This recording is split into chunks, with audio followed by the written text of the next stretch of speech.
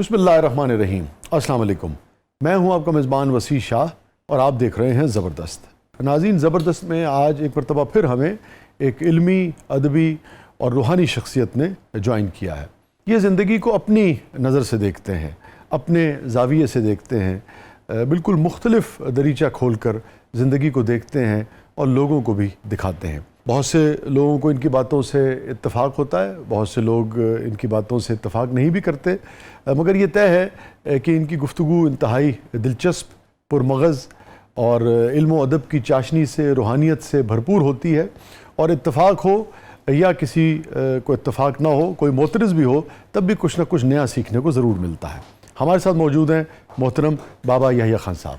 السلام علیکم بابا جی۔ بسم اللہ، وعلیکم السلام ورحمۃ اللہ علیہ وبرکاتہ۔ اللہ کا احسان عظیم کہ مجھے اپنی زندگی کے اس حصے میں آپ کا پھر نیاز حاصل کرنے کا موقع ملا۔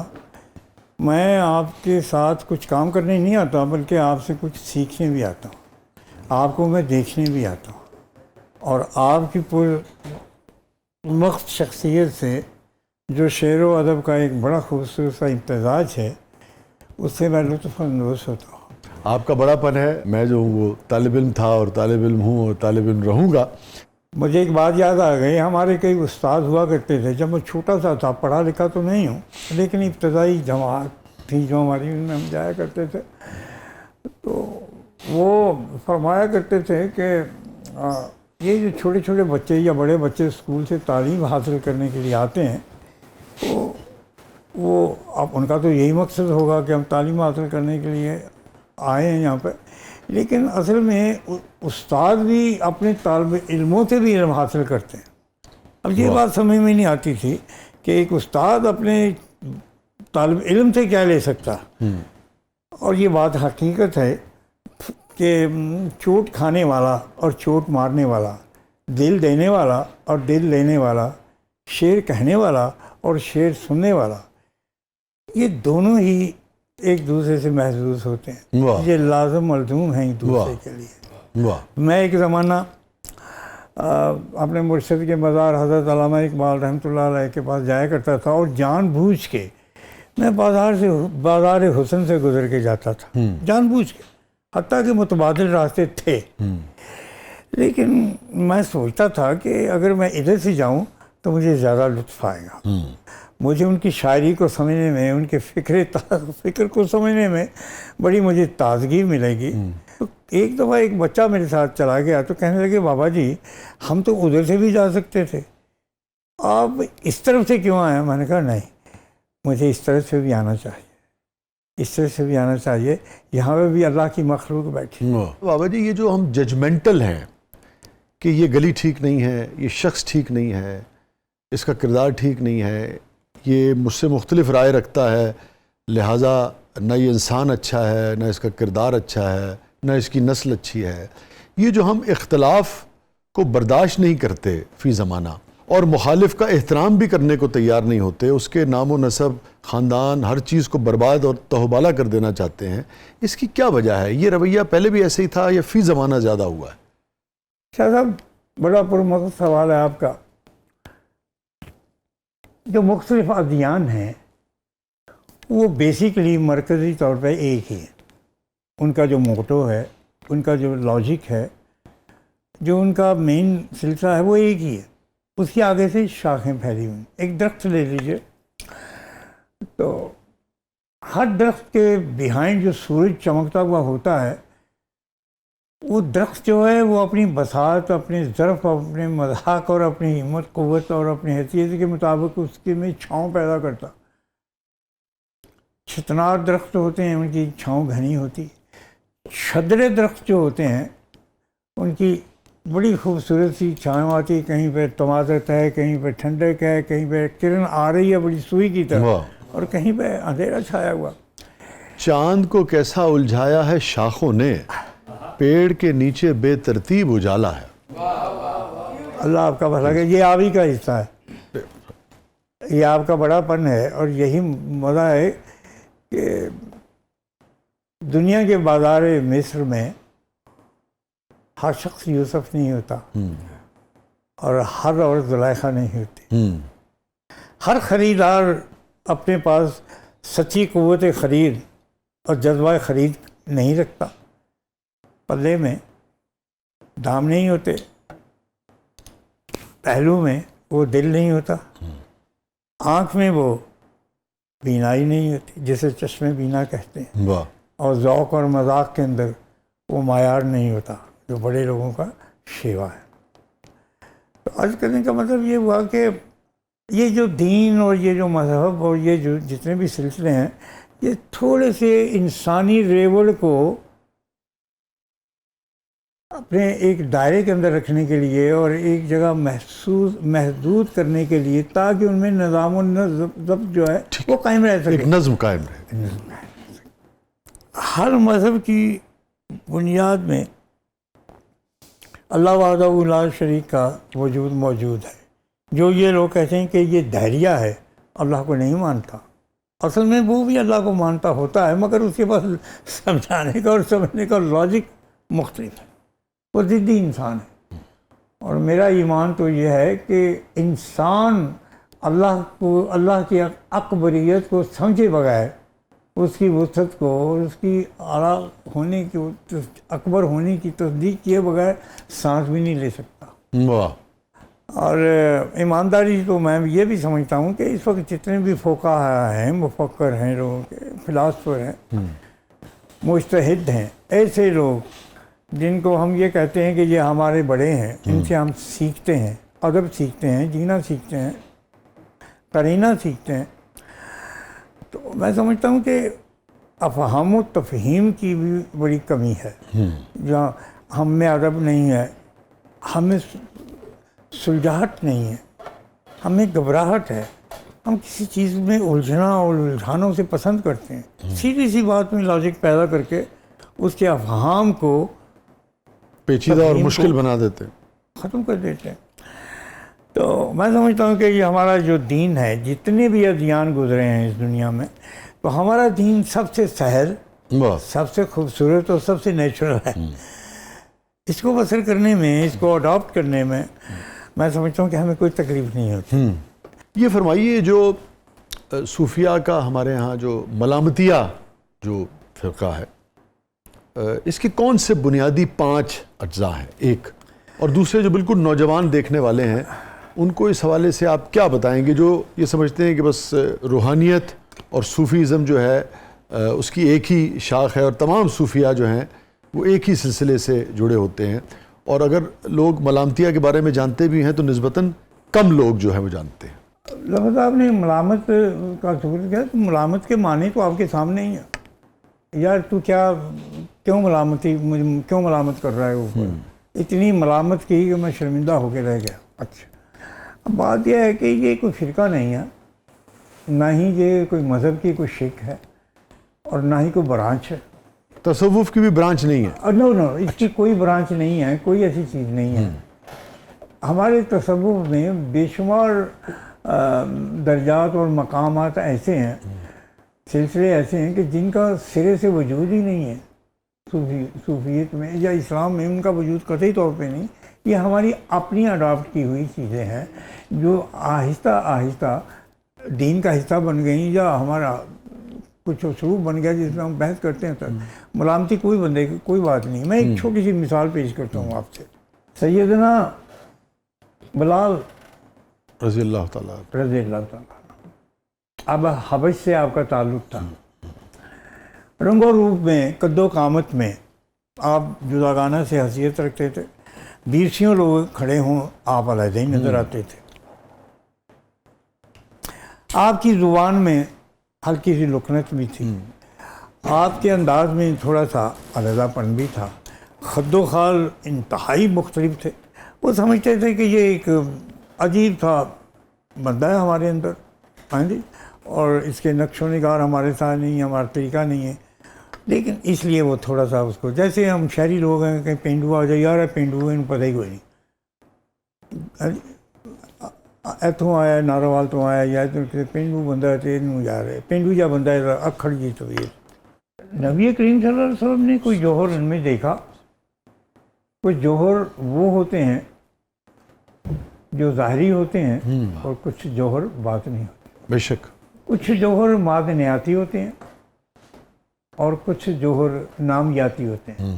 نامیاتی اس جوہر کو کہتے ہیں درجہ تو جوہر کا موجود ہے لیکن وہ معدن نہیں ہے. واہ. یہ جو ہمارے مذہب میں یا ہمارے سلسلوں میں جو سلسلے پیدا ہو گئے ہیں 2 4 6 تک، یہ پیدا پیچھے سے نہیں ہوئے بلکہ یہ خود ساختہ ہے. لیکن ان کو اڈاپٹ کرنے میں برائی کا کوئی شائبہ نہیں ہے. آئی مین اس سے کوئی آپ کا قاعدہ قواعد جو ہے وہ ڈسٹرب نہیں ہوتا، کسی چیز کی نفی نہیں ہوتی. سپوز میں ملامتی درویش ہوں، میں اپنے آپ کو ملامتی کہتا ہوں سنی.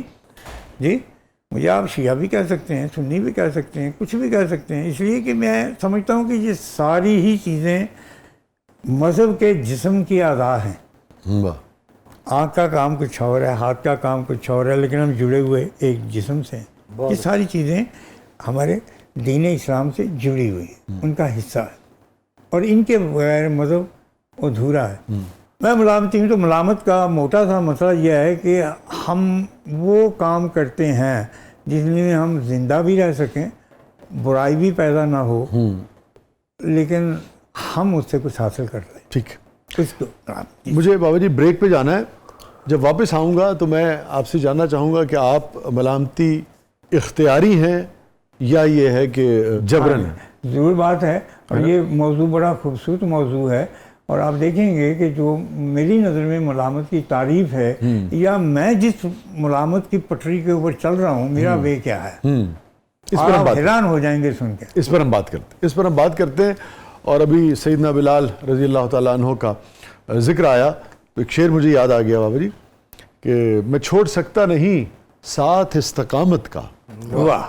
میں چھوڑ سکتا نہیں ساتھ استقامت کا، میری اذان سے جوش بلال مچ. سبحان اللہ، سبحان اللہ. اسٹے ود اس ناظرین، کہیں نہیں جائیے گا. چھوٹے سے وقفے کے بعد واپس آتے ہیں.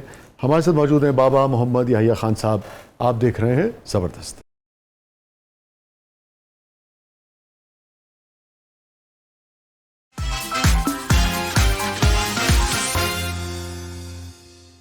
ویلکم بیک ناظرین. زبردست میں ایک بار پھر خوش آمدید. اور بابا جی ہم بات کر رہے تھے کہ آپ نے فرمایا کہ آپ ملامتی صوفی ہیں، اور میں آپ کی خدمت میں یہ سوال چھوڑ کے گیا تھا کہ آپ ملامتی صوفی اختیاری ہیں، طبعاً ہیں، جینیاتی ہیں، یا پھر اس کی کوئی اور وجہ ہے؟ میں پیدا ہی ملامتی ہوا. تو فطرتاً طبعاً ہوئے. ہاں جی. اس سے پہلے کہ میں شعور کے کسی سٹیج پہ پہنچتا، سمجھ کے کسی کو فہم و ادراک کے کسی مقام پہ پہنچتا، اس سے بیشتر ہی میں ملامتی تھا. اس لیے کہ ایک فلسفہ عجیب تھا میرے دماغ میں آیا. میں نے کتاب لکھی، آپ کی نظر سے بھی گزری، تو وہ کتاب میں نے بابا جی اشفاق صاحب اور ماں جی بانو قدسیہ کے نام، ساری کتابیں جو ہیں وہ ساری انہی کے نام. اور ان کے، میں چونکہ آرٹسٹ بھی ہوں، ڈیزائنر بھی ہوں، بہت کچھ ہوں اللہ کے کرم سے، تو سب ڈیزائن میں نے خود بنائے. تو اس کتاب کے اوپر میں نے نام دیا کہ الف اور بے کے نام. تو وہ میں نے جب کتاب ان کے نام معاون کی، ماں جی بانو قدسیہ کے نام، ہاں جی، بے اشفاق بابا جی کے نام، الف اور بے کے نام، تو بڑی عجیب سی، کسی کی سمجھ میں بات آئی نہیں کہ یہ بات کیا ہے. کہ یہ بات الف سے میں اویس کہہ رہا ہوں، اور بے سے میں بلال بھی کہہ رہا ہوں، الف سے میں اشفاق بھی کہہ رہا ہوں، ہے جی، اور الف سے میں اللہ بھی کہہ رہا ہوں، ہے جی، اور بے سے میں بندہ بھی کہہ رہا ہوں، ہے جی. تو یہ چیزیں مختلف ہیں. تو یہ میں عرض کروں آپ سے. تو اس کے بعد حضرت اویس رضی اللہ تعالیٰ جو تھے، وہ ہم ملامتیوں کے مرکز ہیں. اگر آپ ان کی زندگی کا مطالعہ فرمائیں، میں نے 7 اور سال اس بات پہ ریسرچ کی. میں ان جگہوں پہ گیا کہ جہاں جہاں کہا گیا کہ یہ حضرت اویس کا مزار ہے. ان کے مزار دنیا میں کئی جگہ پہ ہیں. مزے کی بات ہے، اگر آپ یمن میں چلے جاتے ہیں، ادھر کرن شریف میں چلے جاتے ہیں، تو مزار آپ کو وہاں پہ بھی ملے گا. یہ مسلمان ممالک میں بہت جگہوں پہ ان کے مزار ہیں اور وہ لکھا ہوا, اور میں نے 3-4 مزاروں پہ میں خود حاضر بھی ہوا ہوں. اب بندہ یہ نہیں کہہ سکتا کہ اصل مزار ہے یا نہیں ہے, یا محض ہی ان کا سلسلہ کیا ہوا. لیکن میں یہ سمجھتا ہوں کہ وہ آپ کے اندر یہ خوبیاں تھیں. یہ خوبی تھی کہ جتنے علوم باطنیہ ہیں, یہ روحانی علوم ہیں, تصوف کے اندر جو کچھ بھی ہمارے پاس ہے, علم غائب ہے, یہ ہے, وہ ہے, جو کچھ بھی ہے, قیافہ ہے, یہ جو کچھ بھی مختلف نام. تو کہنے کا مطلب یہ ہوا کہ ان کو اگر جمع کیا جائے, دیکھا جائے ساری چیزوں کو, تو ہمارے پلے ایک بات یہ آتی ہے کہ اپنے آپ کو ٹھیک کرنے میں, اپنے آپ کو کانٹے میں رکھنے میں, اپنے آپ کو اسکیل میں رکھنے میں, اس سے بہتر اور اس لائن میں اس سے بہتر کوئی اور چیز نہیں ہے کہ آپ ملامت اختیار کر لیں. سیدھا سیدھی سی ایک بات یہ ہے, ملامت سے کیا مراد ہے کہ کوئی اچھا کام کر لو تو تشہیر مت کرو, چھپا کے رکھو اسے. اگر آپ کے پاس بہت سا دولت ہے, پیسہ ہے, حسن ہے, اخلاق ہے, علم ہے, تو اس کو داب کے رکھو, سنبھال کے رکھو, ضائع مت کرو. ایک بات. دوسری بات یہ ہے کہ اگر آپ بہت بڑے عبادت گزار ہیں تو مت بتاؤ کہ اپنا میں نمازی ہوں, میرے متھے پہ کشف آ گیا ہے, نشان آ گیا ہے, ہاتھ میں تسبیح پکڑنا, ہاں جی, اور بڑے تیز تیز جاندے ہو, بھائی کتنے جا رہے ہو. ایسے ہی بندہ دکان پہ بیٹھا ہوا کسی سے پوچھ رہے تھے اپنے گاہک سے, اور کہتا ہے یار نماز کا ٹائم ہو گیا, میں مسیتی جا رہا. اب اس نے یہ بات کہہ کہ اپنی ہر بات کو ختم کر دیا. مجھے اچھی طرح یاد ہے, بڑا لطف اندوز ہوں گے, اشفاق اپنا شہاب صاحب سے میرے بڑے اچھے تعلقات رہے. ہم لوگ انگلینڈ میں بھی اکٹھے رہے, میں ان کے ساتھ ہر سال ان کے پاس موجود رہا, اور ان کے ساتھ گاؤں میں بھی رہا, انڈیا بھی گیا, اور شہاب صاحب کے ساتھ میں بیت المقدس بھی گیا. میں وہ جگہ پہ موجود تھا. ہم 2 ہی آدمی, 2 بچے, 2 انسان تھے جو اس کے اندر رات کو موجود تھے اس ایریے میں. اور میں ان کے ساتھ کام بھی کیا, خدمت بھی کی. میں نے بڑا کام کیا ان کے ساتھ, مجھے بڑا موقع ملا شہاب صاحب کے ساتھ. ان کو دیکھنے کا مجھے بڑا موقع ملا, اور یہ سب سے پہلا جو سبق میں نے لیا وہ ان سے لیا. کس چیز کا لیا سبق؟ ملامت کا. اور بھی بزرگوں میں دیکھا, میں نے اپنے مرشد میں میں نے دیکھا کہ میرے مرشد نے داڑھی نہیں رکھی ساری عمر, حکا بھی رج کے پیا, عشقی مشوقی کی بھی باتیں ساری عمر کی. اشعار بھی بے شمار ایسے لکھیں جو عام فہم نہیں ہیں, جن کو جس میں آپ ایسے ہی کوئی مولوی صاحب ہوں تو فتویٰ بھی لگا سکتے ہیں یہ کفر کے مسئلے ہیں. ہاں جی, ہر چیز کو کھول کے بھی رکھا, چھپایا بھی, لکایا بھی, اور ظاہر بھی کیا. لیکن میں تو ان جگہوں پہ گیا ہوں جہاں پہ انہوں نے ساری زندگی میں کسی جگہ ایک بار بھی گئے ہیں تو میں اس جگہ بھی گیا. اور پھر میں یورپ میں ان مقامات پہ گیا جہاں پہ سرکار رہے, جہاں پہ تعلیم حاصل کی, جہاں پہ آپ نے لیکچر دیے, جہاں پہ آپ مدتوں رہے, اور ملامت توڑ رکھی تھی. یہ آپ علامہ ڈاکٹر اقبال کی بات کر رہے ہیں؟ جی جی, حضرت علامہ اقبال صاحب کی میں بات کر رہا ہوں, کہ وہ میرے مرشد تھے. تو عرض کرنے کا مطلب ہے کہ مگر علامہ صاحب کے یہاں تو کہیں بھی تحریر میں, شاعری میں, ان کے لیکچرز میں کہیں بھی ملامتی کا تو ہاں شائبہ نہیں ہوتا ہے. نہیں, یہ ہے قلندر جز دو حرف لا الہ کچھ بھی نہیں رکھتا. فقیہ ہے, شہر کاروں ہے, لغت ہے حجازی کا. بے شمار میں اشعار سنا سکتا ہوں آپ کو کہ جن میں شائبہ موجود ہے اس چیز کا, لیکن اس کو انہوں نے سب سے بڑی بات یہ موضوع کے طور پہ ہے, اختیار کیا کہ نہیں کیا یہ ایک الگ چیز ہے. وہ سراپا ملامتی تھے. اس کی وجہ یہ ہے کہ میں نے تو ساری زندگی قریب جتنا بھی میں پاکستان میں تھا, اب تو میں 50 برس سے میں نہیں ہوں, تو یہ ہے کہ ہمارا تو وہیں پہ گزر تھا. ایک چیز جہاں پہ آپ بیٹھتے تھے, جس دکان پہ حقہ پیتے تھے, جس اکھاڑے میں میرے والد صاحب اور وہ کثرت کیا کرتے تھے، اور جہاں سے وہ لسی پیتے تھے، جہاں پہ وہ بیٹھتے تھے، اور وہ جو اپنا خاص تمباکو ان کا ہوتا تھا، وہ ایک دکان پہ خالص بنتا تھا تو وہاں سے وہ منگوایا کرتے تھے. تو ان کی زندگی کا ہر سلسلہ جو تھا نا وہ ملامت تھا، لیکن ان کی ملامت ایسی تھی، سوٹ بھی پہنا انہوں نے، بوٹ بھی پہنا انہوں نے، مونچھیں بھی رکھی، داڑھی بھی رکھی، ہر چیز رکھی انہوں نے، لیکن پکے ملامتی تھی. یہ بھی ملامت کی مختلف قسمیں ہوتی ہیں. جیسے میں ہوں، میں بیٹھا ہوا ہوں، مجھے آپ کہیں جی آپ اچھے خاصے ملامتی ہیں، آپ نے تو ہیرے جواہرات پہنے ہوئے ہیں، یہ کیا ہوا ہے، وہ کیا، آپ کہہ سکتے ہیں نا مجھے. لیکن یہ میں سمجھتا ہوں کہ دلہن اور فقیر کو اور دوست کو جب حضور یار جانا ہو تو اس کو تھوڑا سا انتظام بن سنور کے انتظام کر لیں. اچھا ابھی یہ فرمائیے، آپ نے فرمایا گفتگو میں آپ کے نزدیک سب سے بہتر رستہ جو ہے صوفیہ کے جو سلسلے ہیں اس میں ملامتی آپ کو جو رستہ ہے وہ لگا.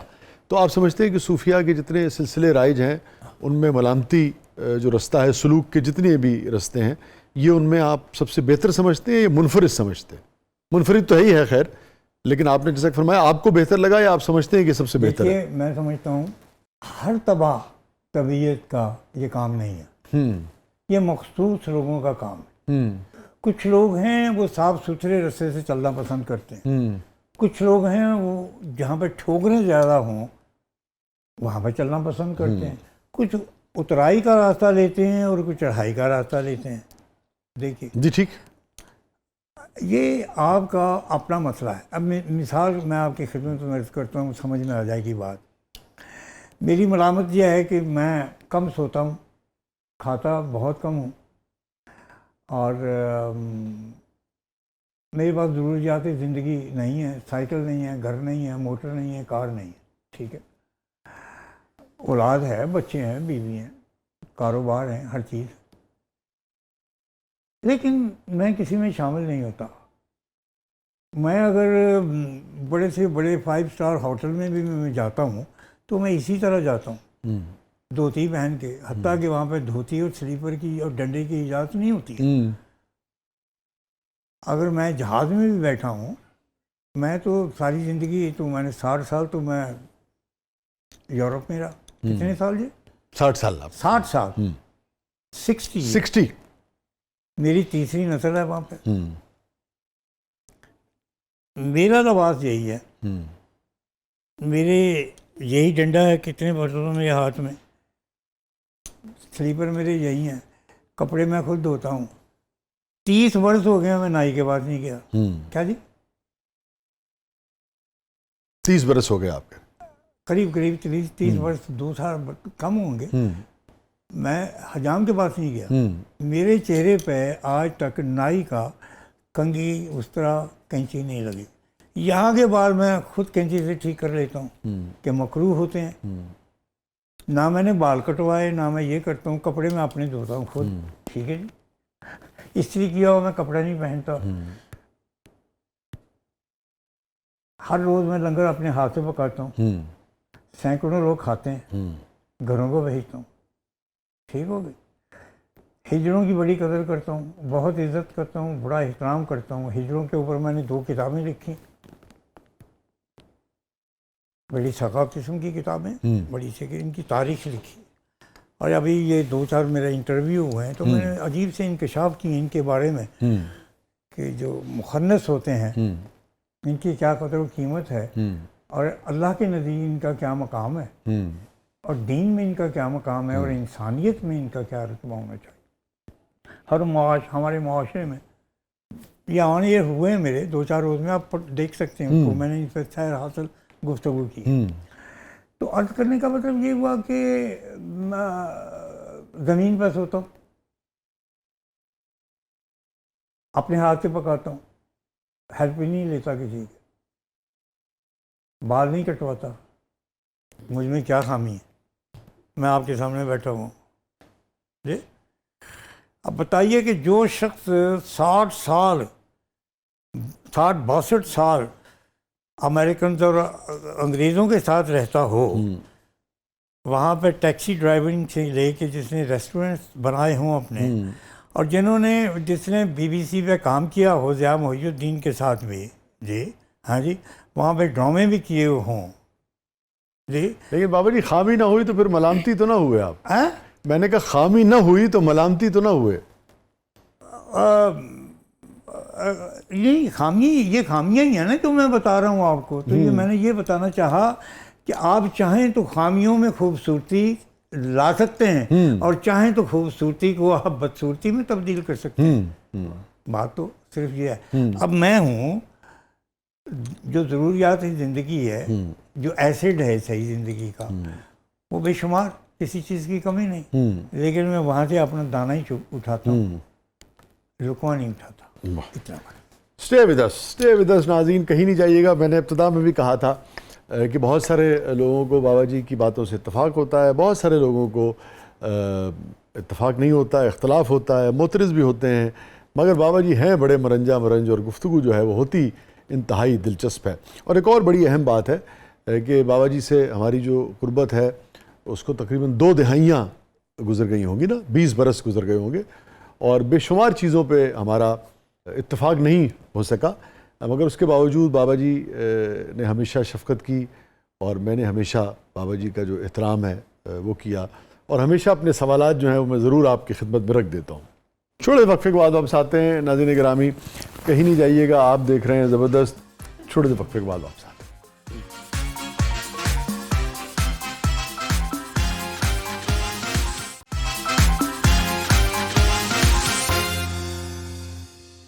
ویلکم بیک ناظرین. زبردست میں ایک بار پھر خوش آمدید. اور رضا صاحبہ کیا ہے پروگرام کس مطلب میں؟ بابا جی اب ہمارا سیگمنٹ ہے زبردست پبلک سب جانتی ہے, تو آئیے دیکھتے ہیں پبلک آپ سے کیا جاننا چاہتی ہے. جی بسم اللہ. اچھا بابا جی پبلک تو پتہ نہیں کی جاننا چاہتی لیکن اے ضرور جاننا چاہتی کہ میرا بیاہ کدوں ہوئے گا. ہاں بڑا خوبصورت یہ سوال ہے. میں سمجھتا ہوں کہ اگر اس کی شادی ہو جائے تو دین اور دنیا کا بہت سارے تقاضے پورے ہو جاتے ہیں. اور شادی جو ہوتی ہے نا وہ کسی بھی وہ عورت ہو یا مرد ہو اس کی ایک بنیادی ضرورت ہوتی ہے اور اللہ سبحانہ تعالیٰ کا حکم ہے, ہمارے نبی کی سنت ہے صلی اللہ علیہ وسلم. تو شادی ضرور کرنی چاہیے اور 1 بار ہو 2 بار ہو 3 بار ہو تو اس سے کوئی فرق نہیں پڑتا. واہ واہ واہ مبارک کرے جی. آپ نے ویسے بابا جی محبت کی شادی کی یا شادیاں کی؟ اصل میں جس زمانے میں میں پیدا ہوا اس وقت محبت کی شادیاں نہیں ہوتی تھی, بدو بدی کی شادیاں ہوتی تھیں. جوڑ جو ہوتے تھے وہ بڑے ان جوڑ ہوتے تھے اور اکثر شادیاں انہی سے ہوتی تھیں کہ جو ساری زندگی آپ کے سارا بچپن آپ کے سامنے رہتی ہیں. تو میں یہ سمجھتا ہوں کہ شادی جاننے والی عورت سے نہیں ہونی چاہیے جو آپ کا ماضی جانتی ہو یا زندگی کا کچھ حساب کے ساتھ گزارا ہو. شادی اس عورت سے ہونی چاہیے جسے پہلی دفعہ آپ نے دیکھا ہو اور پہلی دفعہ اس نے شادی کی ہو. اصل شادی کا مزہ اسے ان لوگوں کو آتا ہے. جی آپ ایک اہم آدمی ہیں, لوگ آپ کو سنتے ہیں. ابھی آپ نے کہا کہ شادی اس سے کرنی چاہیے جس کی پہلی شادی ہو, یہ آپ نے فرمایا جی ابھی. جی تو آپ نہیں سمجھتے زندگی میں تو 100 لوگوں کی, عام انسانوں کی زندگی میں مرد ہو عورت ہو 100 طرح کے اتار چڑھاؤ ہوتے ہیں. اگر ہر شخص یہی معیار بنا لے گا تو پھر جو لوگ اپنی کسی وجہ سے ان کے رشتے ختم ہو گئے جو بھی وجوہات ہوئی تو ان کے لیے مشکل نہیں ہو جائے گی؟ 100 بار جب عقیق کٹا تب نگیں ہوا. اب یہ ہے کہ میرے جیسے جو فضول قسم کے لوگ ہیں, ملامتی قسم کے لوگ ہیں, یہ تو آپ کو 2000 2 لاکھ نکالیں گے تو ایک صحیح دانہ نکلے گا آپ کو. دیکھیے نا معدنیات, مجھے معدنیات کا بے شمار شوق ہے, میرے پاس ڈھیروں لگے ہوئے ہیں. تو ابھی تو بہت سی جہتیں ہیں جن کے اوپر نظر نہیں آپ کی گئی اور وہ اگر چلی جائے تو بہت سے سوالات ہیں آپ کے اوپر. تو کہ مجھے جواہرات کا کتنا شوق ہے, کتنی ان کی پہچان ہے اور ان سے میری دوستیاں کیسی ہیں اور میں ان کو کیسے جانتا ہوں اور یہ کیسے پہچانتا ہوں اور مجھے ان کی نسلوں تک کا علم ہے, خبر ہے اور میں جانتا ہوں یہ کیا چیز ہے, یہ کیا چیز ہے, یہ اس کی ویلیو کیا ہے.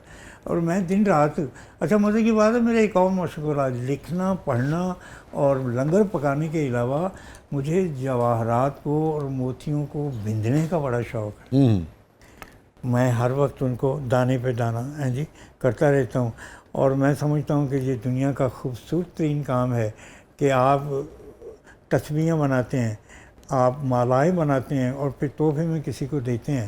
ہاں جی, تو جب آپ بھیجتے ہیں کسی چیز کو تو آپ کو جو گونا سکون ملتا ہے شاہ صاحب, زندگی میں کسی چیز میں نصیب نہیں ہوتا. یا مجھے پکانے میں نصیب ہوتا ہے, اور یا مجھے اس میں, اور یا پھر مجھے کسی سریلے انسان کو سنتے ہوئے محسوس ہوتا ہے. کلام بھی بہترین ہو, آواز بھی بہترین ہو, اور بندہ بھی سر سلامت. بابا جی یہ فرمائیے کہ جو تصوف کے لوگ ہیں وہ تو انسان کو ہر حال میں چاہتے ہیں اور پسند کرتے ہیں, اور کجی میں بھی حسن جو ہے وہ دیکھتے ہیں. کوئی محرومی ہو جانا کسی نوعیت کی اللہ کی طرف سے وہ ایک الگ معاملہ ہے, مگر آپ کے نزدیک پھر حسن کا معیار کیا ہے؟ سبحان اللہ, بڑا خوبصورت آپ نے سوال فرمایا. مجھے یہ بتائیں, اگر اچھائی کا نام ہم برائی رکھ دیتے اور برائی کا نام ہم اچھائی رکھتے تو کیا فرق پڑتا تھا؟ حرفوں کا ہی فرق ہے, یا کوئی صوتی فرق بھی ہے, لیکن معنوی لحاظ سے کوئی فرق نہیں پڑتا. عورت کو مرد بنا دیا جائے, مرد کو عورت بنا دیا جائے تو صنف ان کی بدل گئی, ٹھیک, کوئی فرق تو نہیں پڑا, کچھ فرق نہیں پڑا. میں آپ کی خدمت میں عرض کروں کہ یہ انسان کے اوپر خود ڈیپینڈ کرتا ہے. بعض لوگوں کے نزدیک اچھائی جو ہے اس سے برائی کثیر ہوتی ہے, اور بعض لوگوں کے بجائے لوگوں کے پاس برائی میں سے اچھائی کثیر ہوتی ہے. معنی بدل گئے. یہ تو آپ کی فیلنگز ہے کہ آپ کا رجحان کس طرف ہے, کس طرف. میں آپ کی خدمت میں عرض کروں کہ جیسے پوچھ رہا تھا کہ بالکل درست فرمایا کہ آپ کا رجحان جس طرف ہے, کسی بھی شخص کا رجحان کس طرف ہے, تو وہ یہ تو کہہ سکتا ہے کہ یہ مجھے اچھا لگتا ہے. مگر کسی بھی اہل علم سے اور پھر تصوف کے سلسلے کے فرد سے یا جدید تعلیم یافتہ بھی جو حساس انسان ہے اس سے ہم یہ ایکسپیکٹ نہیں کرتے کہ وہ یہ کہے کہ یہ مجھے اچھا لگتا ہے اور جو مجھے اچھا نہیں لگتا وہ بدصورت ہے یا برا ہے. میں آپ کی خدمت میں عرض کروں کہ انسان کی نفسیات عجیب سی ہے. اس میں ضد کا بہت بڑا جذبہ موجود ہے. وہ ضد بڑی کرتا ہے کسی معاملے میں. مگر بابا یہ صوفی تو ضد کی ضد ہوتا ہے. ہاں جی, کچھ چیزیں ضد کی ضد بھی ہوتی. میں یہ کہتا ہوں ہم الٹے پانی کی مچھلیاں ہیں. آپ یہ انسان نہیں, ملامتی. اچھا, ملامتی جو ہے یہ الٹے پانی کی مچھلی ہے. یہ سیدھے پانی نہیں چلتا. یہ اپنی دم ادھر نہیں ہلاتا جس طرف سے پانی آ رہا ہوتا ہے, ادھر وہ منہ رکھتا ہے اور ہلاتا ادھر ہے جدھر پانی جا رہا ہوتا ہے. یہ اپنا اپنا فلسفہ ہے, اپنا اپنا طریقہ ہے, اپنا اپنا سلسلہ ہے. کہ کسی کو دائیں کروٹ نیند پسند ہے, کسی کو بائیں کروٹ, اور کسی کو چت لمبے ہو گئے اور کسی کو الٹا لیٹ کے, اور کئی تو سونے والے ایک کھڑے ہو کے بھی سو لیتے ہیں, اور کئی ایک ٹانگ پہ بھی سو لیتے ہیں. اور میں نے ایسے فقیر دیکھے ہیں کہ جو درختوں کے ٹہنوں کے اوپر لٹک کے اس کو جپا مار کے وہاں پہ اپنی نیند پوری کر لیتے ہیں. اور یہ ایک عجیب سا فلسفہ ہے کہ آپ الٹے پانی کی طرف چلیے, آپ مضبوط ہوں گے. سیدھا پانی جو ہے وہ آپ کو سہولتیں پیدا کرتا ہے اور ٹکرا دیتا ہے. الٹے پانی میں آپ کی ٹکر نہیں کسی پتھر کے ساتھ لگتی, نہ ڈوبتے ہیں آپ. ٹھیک, اوکے.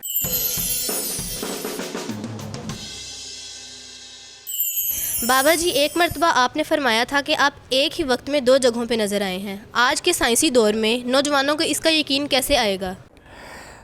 یہ چیزیں تو آج گھر گھر میں ہو رہی ہیں. میں تو آپ نے پڑھا ہوگا کہ امریکہ میں ایک خاتون ہے جی, جو بہت صدیوں دور بیٹھ کے سوالوں کے جواب بھی پڑھتی ہیں, ذہن بھی پڑھتی ہیں, اور وہ جواب دیتے ہیں. ان کو کہہ دیا جائے کہ میں نے آپ سے سوال کر دیا, مجھے جواب دیں. سوال آپ نے نہیں کیا ہوتا, اسے آپ کے پیچھے سوال کیا ہوا وہ جواب آپ کو دیتی ہے. یہ چیزیں تو سائنس کی چھوٹی چھوٹی چیزیں ہیں جو سائنس کے چھوٹے چھوٹے طالب علم کر سکتے ہیں. اور روحانیت کے طالب علم تو زمین میں بھی ہوتے ہیں, آسمانوں میں بھی ہوتے ہیں. مجھ سے ابھی پچھلے دنوں میں ایک جگہ بات کی کسی نے, لیکن شاید مجھے یہ نہیں کرنی چاہیے, لیکن چلیے اس کو میں کر دیتا ہوں بات. مجھے کہتے ہیں بابا جی تسی ایتھے بیٹھے دے ہوتے, تسی گلاں بہت کر. میں نے کہا بھائی میں یہاں پہ نہیں بیٹھا ہوا, میں اور جگہ بھی بیٹھا ہوا ہوں. وہ حیران ہو کے میری طرف منہ کی طرف دیکھنے لگا. میں نے کہا آپ ایسا کیجیے, وہاں پہ اگر آپ کا کوئی بندہ ہے ٹیلی فون کا تو ان کو کہیے کہ اس جگہ کے فلانے دروازے کے باہر دیکھو کوئی بندہ بیٹھا ہوا، اس کا حلیہ بتا کے مجھے بتاؤ وہ کون بیٹھا ہوا. شاہ صاحب یہ تو معمولی چھوٹے چھوٹے ٹیسٹ ہیں، چھوٹی چھوٹی چیزیں ہیں، یہ بات نہیں ہے. آپ ہر جگہ پائے جا سکتے ہیں، جہاں پہ آپ کا خیال پہنچ سکتا ہے، جہاں کا آپ کا خیال پہنچ سکتا ہے وہاں پہ آپ اپنے سراپے کے ساتھ بھی پہنچ سکتے ہیں. اگر ہمارے کچھ بزرگوں میں یہ طاقت پائی جاتی ہے کہ یہ جو میٹا فزکس کا سسٹم ہے، یہ جو روحانیت کا سسٹم ہے، جو غیر مرئی سسٹم ہے، اس کے اندر پہنچ جانا اور وہاں سے بہت کچھ جان لینا جو کہ منظر عام پہ نہیں ہے، تو ہم سائنس کے میدان میں، ایجاد کے میدان میں، دریافت کے میدان میں ہمارے یہ بزرگ جو آج بھی حیات ہیں، جیسے آپ بھی حیات ہیں، آپ کے کچھ دعوے بھی ہیں، ہم اس پہ کیوں کچھ ایسا کام نہیں کر سکے جس سے انسانیت کو، پاکستان کو، مسلمانوں کو فائدہ کوئی فلاح حاصل ہوتی، ان کی زندگیوں میں کوئی آسانی پیدا ہوتی، ان کے شب و روز میں جسمانی لحاظ سے، آمد و رفت کے لحاظ سے کوئی سکون، کوئی ترقی جو ہے وہ انہیں نصیب ہوئی ہوتی. اور یا یہ کہ چلیے مادی ترقی نہ بھی ہوئی ہوتی، ہم یہی کہہ سکتے کہ ہم روحانی طور پہ، ہمارے پاس پیسہ نہیں ہے مگر ہمارے لوگ بہت خوشحال ہیں، بہت ڈسپلنڈ ہیں، بہت شیر و شکر ہیں باہمی طور پہ. تو ہمیں تو اس سے نہ جسمانی طور پہ کوئی فیض حاصل ہوا، نہ روحانی طور پہ لوگوں کی زندگیوں میں کوئی بڑی اچھی تبدیلی خوشگوار ہمیں ارد گرد نظر آتی ہے. تو کیا ان سارے علوم کا کیا حاصل ہوا ہمیں؟ میں یہاں پہ بیٹھا ہوا ہوں، کم 8-10 ہزار میل دور بیٹھا ہوا ہوں اپنے پلیس. میں یہاں پہ بیٹھ کے اپنے کاروبار کی ایک ایک چیز کو دیکھ رہا ہوں، کاؤنٹر پہ دیکھ رہا ہوں، اپنے گودام کو دیکھ رہا ہوں، اور میرا جو پیچھے بہت بڑا اپنا کار پارکنگ ہے اس میں بھی میں دیکھ رہا ہوں. ٹھیک. اب دیکھیے آپ اتنے اہم آدمی ہیں مگر یہ سہولت تو اب ہر نوجوان کے پاس جب وہ CCTV کیمرہ لگاتا ہے، میں یہی بات کر رہا ہوں، میں یہی بات کر رہا ہوں آپ سے. اور اس کی دریافت کا کوئی اس میں ہمارا پرے کا بھی حصہ نہیں ہے. سبحان اللہ. یہ چیزیں آج اتنی آسان ہیں. اگر آپ کی سائنس آپ کے ساتھ یہ کر سکتی، آپ کو دکھا سکتی ہر چیز کو، اگر آپ کے جسم کے اندر ایک چھوٹا سا آلہ داخل کیا جاتا ہے اور وہ پوری کارکردگی آپ کے دل کی، گردوں کی، مثانے کی، جگر کی، خون کی ایک ایک چیز آپ پہ واضح کر دیتی ہیں، اور آپ سکرین کے اوپر باہر دیکھتے ہیں، یہ تو روزمرہ ہے ہمارا، تو وہاں پہ تعجب نہیں انسان کو ہوتا. یہ تو انسانی ایجادات کی ایک چھوٹی چھوٹی مثالیں ہیں. اس کی ایک وجہ ہے کہ یہ بڑی بڑی ایجادات ہیں. یہ ہم اسے، میرا آپ یہاں سے اختلاف ہے، ہم اسے چھوٹا نہیں سمجھتے، اس لیے کہ اس نے انسانی زندگی میں عملی طور پہ ایک انقلاب برپا کیا ہے. بے شک. لانجیوٹی جو ہے وہ بے ہمیں شک، نظر بے شک، آتی ہے. بے شک. جن ممالک میں اس قسم کی سہولتیں دستیاب ہیں وہاں 10-10 15-15 20-20 25-25 سال کا عمروں میں فرق ہے. مگر آپ بھی اگر دیکھ لیتے ہیں جھانک میں اور ایکس رے کر لیتے ہیں، اس کا کیا فیض جو ہے وہ پہنچ پایا. اب میں آپ کی خدمت میں عرض کروں، انسان ایک حد تک اچھل سکتا ہے، ایک انسان ایک حد تک گہرائی میں سلامتی کے ساتھ جا سکتا ہے. اس کے بعد آکسیجن ختم ہو جاتی ہے، طاقت ختم ہو جاتی ہے، بلبلا سارا ختم ہو جاتا ہے. یہی تو چیز ہے جو انسان میں رہتی نہیں. مگر دیکھیں نا، وہ پھر علامہ فرماتے ہیں نا کہ تو شب آفریدی چراغ آفریدم. ہم یہاں تو اچھل سکتے تھے مگر پھر جو اس نے ہمیں شعور دیا تھا، اس شعور کا استعمال کرتے ہوئے ہم نے وہ چیزیں، وہ آلات بنائے کہ آج ہم کائنات میں، یعنی کہ جو خلا ہے اس میں بھی جاتے ہیں اور آکسیجن ہوتی ہے. ہم سمندر کی گہرائیوں میں جاتے ہیں اور آکسیجن ہوتی ہے. اس میں ہمارے صاحب انسان آج گیا چاند کے اوپر، آج گیا وینس کے اوپر، آج گیا خلاؤں کے اندر. یہ درویش تو ویسے ہی سیر کرنے کے لیے چلے جاتے ہیں. میں آپ کی بات مان لیتا ہوں، اس سیر سے انسانیت کو بھی تو کچھ حاصل ہو. وہ جاننا چاہ رہے ہیں کہ وہ کیا حاصل ہو. ہاں، ایک چیز ہے، انسانیت کو جو چیز قائم رکھتی ہے یا ہمارے وجود کو جو چیز استحکام بخشتی ہے شاہ صاحب، وہ ہے اعتدال. اگر اعتدال سے آپ ہٹ جائیں گے تو وہ یہ فقیر درویش محقق ابن عربی ہو یا ابن رشد، وہ بات اتنی ہی آپ سے کریں گے جو انسان کے دائرۂ عقل کے اندر محفوظ رہ سکے اور اس کو مانا جا سکے۔ کلندر جو کچھ جانتا ہے اگر وہ ظاہر کر دے، اگر اس پہ زبان کھول دے، بات ختم ہو جاتی ہے۔ دنیاوی ترقی ایک حد تک جو انسان دنیاوی ترقی کرتا ہے وہ اپنی دماغی صلاحیت کے درمیان میں رہ کے کرتا ہے اور اپنے علم کے دائرے کے اندر رہ کے کرتا ہے۔ روحانیت جو ترقی ہے، جوں وہ یہ ترقی اللہ تبارک تعالیٰ منزلیں دیتا جاتا ہے، تو زبان بند کر دی جاتی ہے، ٹھپے لگا دیے جاتے ہیں۔ میں آپ فرما رہے ہیں کہ زبان نہیں کھولی جاتی، اخفا میں رہنا ہے، ایک بات بڑا ضروری ہے، ٹھیک بڑا ہے، ضروری ہے۔ لیکن لوگوں کو مشکل میں دیکھتے ہوئے، صعوبتوں میں دیکھتے ہوئے، پریشانی میں دیکھتے ہوئے زبان نہ کھولنا جو ہے وہ کیسا ہے؟ وہ اس لیے کہ یہ جو پریشانیاں ہیں یہ اس لیے ہے کہ ہم اصل راستے سے بھٹک گئے ہیں، اور ہمارے پاس سلیبس تھا اس کو تو ہم نے پڑھا نہیں ہے، اور ہم نے دوسرے سبق پڑھنے شروع کر دیے، دوسرے قوموں کے، دوسرے مذہبوں کے، اور ان کی تعلیم کو اور ان کے تمدن کو، ان کے ارادوں کو اور ان کی ساری چیزوں کو اڈاپٹ کرنا شروع کر دیا، اور اپنے راستے ہم بھول گئے۔ جب ہم دوسروں کے راستے پہ، غیروں کے راستے پہ چل نکلے ہیں، اپنا راستہ جب ہم بھول جائیں گے تو ہمارا حشر تو یہی ہوگا۔ اب پاکستان کو دیکھ لیجئے، چھوڑ دیجئے، مجھ سے پوچھئے کہ عربوں کے اندر اب آگے اب شراب خانے کھلنے شروع ہو گئے۔ دبئی ایئرپورٹ پہ جائیے، انگلینڈ کی جو بڑی بڑی کمپنیاں ہیں، جن کے بڑے بڑے پب ہیں، شراب خانے ہیں، ان کی شاخیں کھلی ہوئی ہیں۔ وہاں پہ جا کے جو بندہ دل چاہے جس کا وہ شراب پی لے۔ ان کی اولادوں کو دیکھیے، ان کی اولادوں نے وہ فرنگی انداز اپنانے شروع کر دیے۔ باپ نے تو پہنا ہوا ہے عربی لباس اور بیٹی نے پہنا ہوا ہے فرنگی لباس۔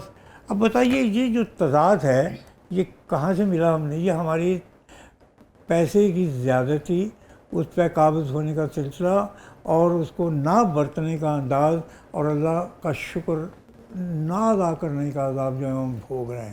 بابا جی نہ تہاڈی میری محبت مکنی ہے کدی، نہ ساڈا اختلاف مکنا ہے۔ اختلاف بڑا ضروری ہے، جب تک اختلاف نہیں ہوگا آپ گین ہی نہیں کر سکتے۔ ٹھیک بات کو ناظرین کہیں نہیں جائیے گا۔ بہرحال اگین یقیناً یہ گفتگو آپ کے لیے بہت دلچسپی کی حامل ہوگی، اور بابا جی کا میں ہمیشہ اس حوالے سے شکریہ ادا کرتا ہوں کہ آج 20 برس ہو گئے، مگر میں ہمیشہ ادب کو ملوز خاطر رکھتے ہوئے، مگر جو میرے دل میں آتا ہے، جو میں سمجھتا ہوں، میں بابا جی سے پوچھتا ہوں، اور بابا جی بڑی خندہ پیشانی سے مسکراتے ہوئے اس کا جواب دیتے ہیں، اور اختلاف اور محبت جو ہے دونوں ہمارے جو ہیں وہ برقرار رہتے ہیں، اور اختلاف کم ہو نہ ہو مگر ہر ملاقات کے بعد ہماری محبت میں ضرور اضافہ ہو جاتا ہے۔ سبحان اللہ۔ شاہ صاحب ایک بات بتاؤں آپ کو، اختلاف ہی ایمان ہے۔ دیکھیے غور فرمائیے میرے اس لفظ کے اوپر، یہ اختلاف ہی تو ہمیں ایک جداگانہ حیثیت دیتا ہے عام مذاہب میں۔ اختلاف یہ ہے جو ہمارے خدا کے تصور کو ہمارے اندر زیادہ مضبوط کرتا ہے۔ جب آپ سہمت ہوں گے ہر بات کے اوپر تو اس کا مطلب ہے کہ آپ سیکھنے کی کوشش میں نہیں ہیں، آپ آگے جانے کی کوشش نہیں کر رہے، آپ میں جمود ہے۔ بالکل ٹھیک، بالکل درست فرمایا۔ حرف تنقید علاج دل بیمار بھی ہے۔ سبحان اللہ۔ حرف تنقید علاج دل بیمار بھی ہے، ہر مخالف کو نہ غدار پکارا جائے۔ اللہم صلی اللہ۔ چھوڑے دے وقفے کے بعد آپ ساتھ۔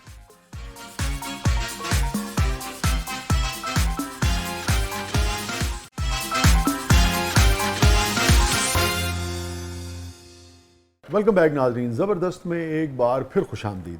بابا جی یہ فرمائیے کہ یہ جو پچھلے 20 برس 2 دہائیاں گزری ہیں، یہ جس میں خاص طور پہ یہ ٹچ فون اور یہ جو ساری جو اے آئی، اب یہ چیٹ جی پی ٹی تو خیر اسی کی ایک وہ ہے، یہ جو اے آئی آرٹیفیشل انٹیلیجنس اور یہ جو سائنس کی ساری ترقی ہوئی ہے، یہ جو سارے کا سارا، اس عہد کو آپ کیسے دیکھتے ہیں؟ اور روحانیت کو، اور یہ جو سائنس کی غیر معمولی ترقی ہے جو 20 سال میں ہوئی ہے، جو شاید پچھلے 200-300 برس میں نہیں ہوئی، اور جو 200-300 برس میں ہوئی تھی وہ پچھلے 3000 سال میں نہیں ہوئی تھی، مگر ان 20 سالوں کو آپ کیسے دیکھتے ہیں ایک روحانیت کی ایک اہم شخصیت کے طور پر؟ میں سمجھتا ہوں کہ یہ چیز جو ہے وہ اپنے انجام کی طرف جا رہی ہے آہستہ آہستہ۔ جو کچھ انہوں نے اس وقت کر دیا ہے یا جو کچھ ہو گیا ہے، اب رہنے باقی کرنے کو کچھ رہا ہی نہیں ہے. ہر چیز جو ہے وہ ہو گئی، چلتا ہو گیا. اور یہ انسان کے لیے بہتری کے لیے نہیں ہے، اس لیے کہ یہ چیزیں روحانیت کو بھی ختم کریں گی، حقیقت کو بھی ختم کریں گی، اور عین فطری انداز زندگی جو ہے اس کو ختم کر کے رکھ دیں گی. اس لیے کہ یہ آج ٹیلی فون دیکھ لیجئے، اب کوئی اخبار نظر آتا، میں شاید ایک ایسا انسان ہوں جس کے بعد سارے اخبار پاکستان کے آتے ہیں، رسائل سارے آتے ہیں، تو میری عادت ہے پڑی ہوئی، میرے گھر میں اتنا پرندہ آتا ہے صبح. مگر بابا جی یہ تو ہر دور کا معاملہ رہا ہے نا. آپ کے لیے اخبار اہم تھا، آپ سے پچھلی نسل کے لیے اخبار جو تھا وہ اجنبی تھا، اور ان کے لیے جو آپ پنڈال میں اور برگد کے درخت کے نیچے چوپال میں جو نشستیں ہوتی تھی، نظر آ رہا ہے نا، یہ جو نظر آ رہا ہے نا، جس وقت ہم گرامو فون کو چابی دے کے تو گانے سنا کرتے تھے نا، اور ہم کان لگائے بڑے توتو کے ساتھ سنا کرتے تھے نا، اس سے پہلے بھی ایک دور ہے، ہم نے وہ بھی دیکھا، پھر وہ آیا، پھر وہ دیکھا، پھر وہ آیا، پھر دیکھا. ہماری جو اہم شخصیات ہوتی ہیں بعض اوقات، وہ نئی دریافت، نئی جو چیزیں ہوتی ہیں سائنس میں، ٹیکنالوجی میں، ایجادات میں، جدت سے خوفزدہ کیوں ہوتی ہیں، گریز کیوں کرتی ہیں اس سے، اور اس کا استعمال بھی کر رہے ہوتے ہیں سب. میں آپ کی خدمت میں عرض کروں، اس لیے کہ اس میں سہولتیں آ گئیں اور تجسس بڑھ گیا. اب ایک شخص ہے وہ اس کی ٹیلی فون استعمال کرتا ہے، تو سہولت کو اگر آپ بہترین مقاصد کے لیے استعمال کریں تو اس میں کیا برائی ہے؟ لیکن سہولت کو بہترین طریقے سے آپ استعمال نہیں کر سکتے. یہ آج کا فون جو ہے بچوں کو دینے کے قابل نہیں ہے، بہنوں کو دینے کے قابل نہیں ہے، بیوی کو دینے کے قابل نہیں. قوانین بنائیں، اصول بنائیں، ضابطے بنائیں، ریسٹرکشنز لگائیں. نہیں بن سکتے. آپ کے آنکھ کے دیکھنے کا قانون نہیں بن سکتا کہ آپ اس کو دیکھ سکتے ہیں، اس کو نہیں دیکھ سکتے. مگر جو منظر سامنے ہے اس منظر کے اوپر تو میں ایک پردہ ڈال سکتا ہوں. آپ کو ان کو سوجھ بوجھ کا ادراک پیدا کرنا پڑے گا. یہ بھی کریں، لیکن یہ نہیں ہو سکتا، اس لیے نہیں ہو سکتا کہ ہر اس چیز میں اٹریکشن موجود ہے، جو چیز جو ہے وہ اخلاق کو تباہ کرتی ہے، معاشرے کو فساد پیدا کرتی ہے اور فتور پیدا کرتی ہے. آپ دیکھیں گے بابا جی آپ کے حساب سے اچھا نہیں ہوا، سارے ملامتی ہو گئے پھر؟ نہیں، ایسی بات نہیں ہے. اصل چیز پیسے کو برتنا ہے، نئی چیز کو استعمال میں لانا ہے. اصل چیز تو ہم نے ان میں ایک ایسا راستہ پیدا کرنا ہے کہ جو فلاح کی طرف جاتا ہو، برائی کی طرف نہ جاتا ہو، بربادی کی طرف نہ جاتا ہو. تو پھر اس کا مطلب ہے ایجاد یا اس کا استعمال بذات خود تو غلط نہ ہوا؟ یہ غلط نہیں میں کہہ رہا کسی چیز کا، اصل چیز تو اس کا استعمال ہے نا. ٹھیک ہے، اس کا استعمال. تو ہمارا اتفاق ہو گیا آج. تو میں نے ایجاد کے اوپر تو کبھی کوئی ایسی بات نہیں کی ہے کہ جس میں کوئی سلسلہ ہو. میرے پاؤں کی جوتی اگر مجھے کاٹتی ہے تو مجھے کیوں پہننا ہے؟ مجھے وہ جوتا پہننا چاہیے میرے پاؤں کو سہولت دے، آسانی دے، اور چوری بھی نہ ہو سکے. اب بات یہ ہے کہ جو ایجادات آپ کو سکون کھینچتی ہیں، آپ کے اندر فطور پیدا کرتی ہیں، اور یہاں پہ آپ کی نیند کو کم کرتی ہیں، آپ کے ایمان کو کمزور کرتی ہیں، فرائض سے ہٹاتی ہیں، وہ ایجادات جو ہیں وہ آپ کے لیے درست نہیں ہیں. ایجاد درست نہیں ہے یا اس کے استعمال کے برتنے کے حوالے سے ہمارا رویہ درست نہیں ہے؟ ہمیں تربیت کی ضرورت ہے یا اس ایجاد کو تلف کر دینا چاہیے؟ قطعی ایجاد کو تو آپ نہیں کر سکتے، ہمارے رویوں کو تبدیل تو پھر اس میں تو ہمارا اتفاق ہو گیا. دینی چاہیے. تو پھر آخری چیزیں تو ہم پروگرام کو کہاں اختتام کر رہے ہیں؟ تربیت میں فالٹ ہے یا ایجاد میں فالٹ ہے؟ نہیں، ایجاد پہ فالٹ نہیں ہو سکتا. ہاں، ایجاد فالٹ نہیں کر سکتا. اس لیے دیکھیے میری بات، ایک چولہا ایجاد کیا گیا ہے شاہ صاحب، ایک تلوار، ایک خنجر ایجاد کیا گیا، ایک گن ایجاد کی گئی. تو اس کی تو تربیت یہ ہے کہ اس کا صحیح استعمال کہاں کرنا. جی یہ نہیں کہ فائرنگ کرنی شروع کرتی ہے کاری. تو پھر اتفاق ہو گیا نا ہمارا اس پہ. میری بے اتفاقی تو آپ سے ہوتی نہیں ہے. یہ تو آپ مزہ لینے کے لیے تھوڑا سا بات کو ادھر سے کر لیتے ہیں. بات میں تو سہمت ہوں آپ سے. بہت بہت شکریہ بابا جی. اللہ تھینک یو سو مچ. مجھے خوشی ہوتی. مجھے بھی ہمیشہ کی طرح بہت خوشی ہوئی، اور بہت سارے نئے رستوں پہ ہم نے آج سفر کیا، اور بہت ساری نئی چیزیں جو ہیں ہمارے سامنے آئی. بہت بہت شکریہ. اللہ تعالیٰ کرم کرے، فضل کرے، رحم کرے. ناظرین اجازت دیجیے، یہ تھا آج کا زبردست. اپنے فیڈ بیک سے ہمیں آگاہ کیجیے گا. اللہ حافظ.